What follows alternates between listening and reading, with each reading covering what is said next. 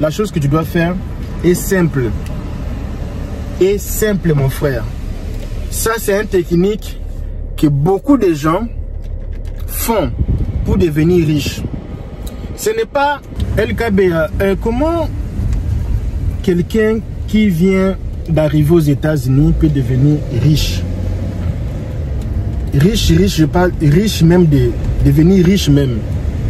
Je parle pas de devenir riche en crédit, mais je parle de devenir riche même. Il y a des principes, il y a des lois, il y a des préceptes, si je peux le dire comme ça là. Si tu veux devenir riche ici aux États-Unis, il y a les choses qu'il faut respecter parce qu'ici ce n'est pas l'Afrique. Mais pourquoi tu n'as pas... pourquoi tu n'as pas... ça sert à rien d'ouvrir les toits solaires, les toits ouvrants.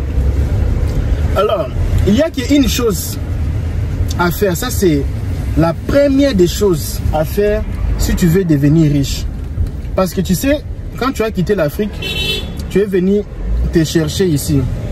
Alors, s'il y a une chose que tu dois faire, donc, toi, moi, j'ai connu, tu me fais les pieds, puis attention, hein.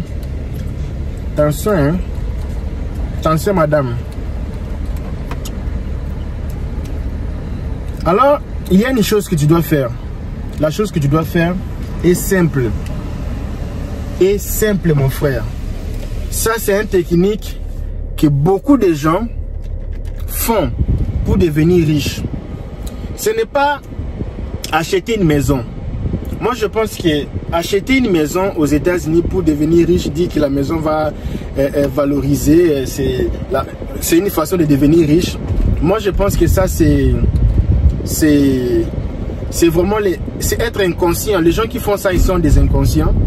Tu n'as pas un bon boulot, tu n'as pas de business, tu n'as pas une carrière, mais tu pars acheter une maison, dire que la maison, ça, c'est l'esclavagisme, ça là.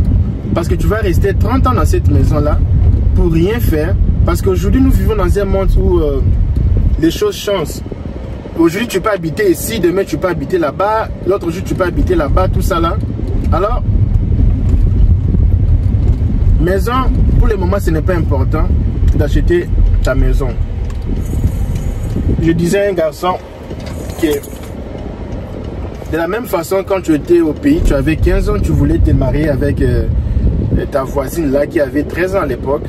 C'était pas vraiment important de le faire à l'époque parce que vous étiez des enfants, vous étiez des inconscients.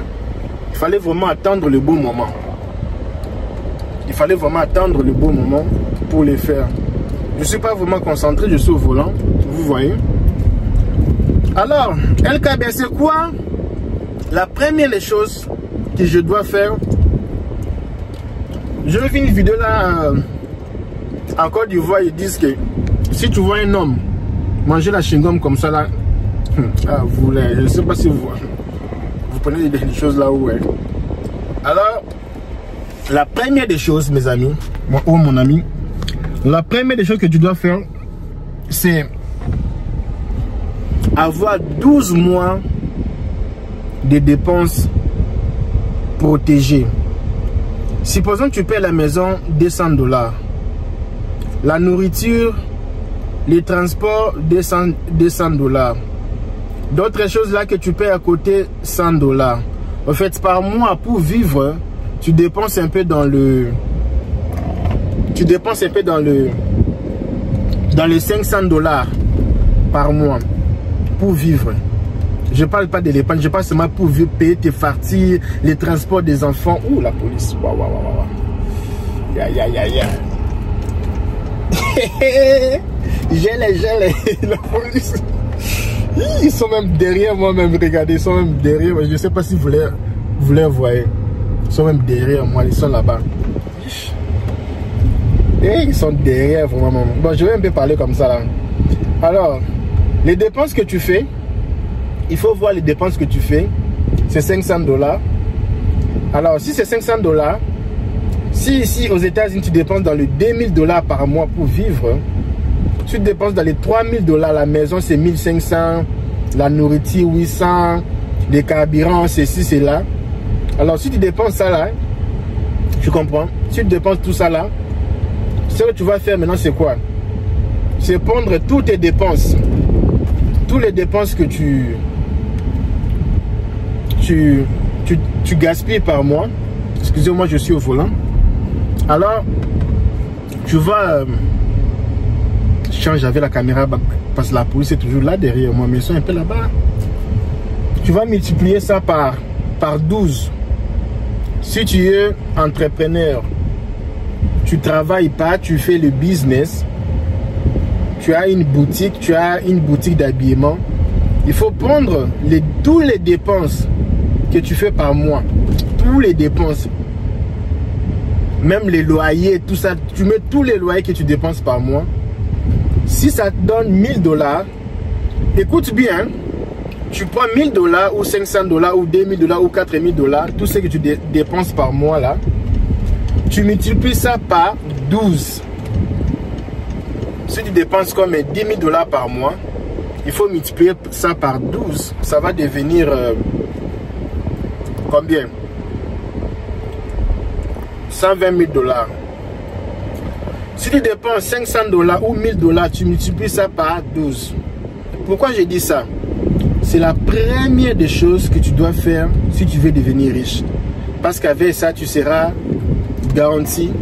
Si quelque chose t'est arrivé, si n'importe quoi t'est arrivé, tu seras garanti. Il y aura une garantie. On dit tu seras garanti ou tu seras il y aura garantie. Ok. Alors avec ça, il y aura une garantie. Même si tu tombes malade ou les business comme ici en septembre, il n'y a pas de clients, tu peux prendre l'argent là pour payer le farti et puis faire retourner. À la place d'aller emprunter l'argent chez les gens, tu peux emprunter l'argent chez toi-même et puis retourner. Donc si tu es salarié, tu travailles quelque part, il faut avoir 6 mois. Ça, je pense que je suis arrivé là où je suis en train de partir.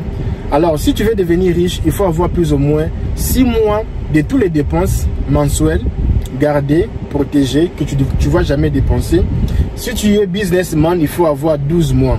Alors avec ça, il y aura une garantie que si quelque chose t'est arrivé, tu vas bien t'en sortir. Alors LKB, c'est quoi les numéros D? C'est quoi les number 2? J'ai une réunion ici maintenant. J'ai une réunion. Je pars en réunion. Donc je ne peux pas continuer de parler comme ça là. Je vous laisse. Je vous laisse un peu. Alors on va parler demain. Demain je vais vous dire la deuxième chose. Si tu es intéressé que je fasse la vidéo là pour demain, la deuxième chose que tu dois faire, dis-moi LKB, je veux savoir la deuxième chose pour devenir riche. J'ai déjà compris le premier. Alors si j'ai 10 commentaires des gens qui me demandent de faire ça là, demain je vais faire cette vidéo. Mais si je n'ai pas 10 commentaires des gens qui me demandent de le faire, je ne vais pas non plus le faire. Alors je vous laisse ici. Moi je pars dans mes histoires, hein. Pas dans mes business. On se voit demain, ok?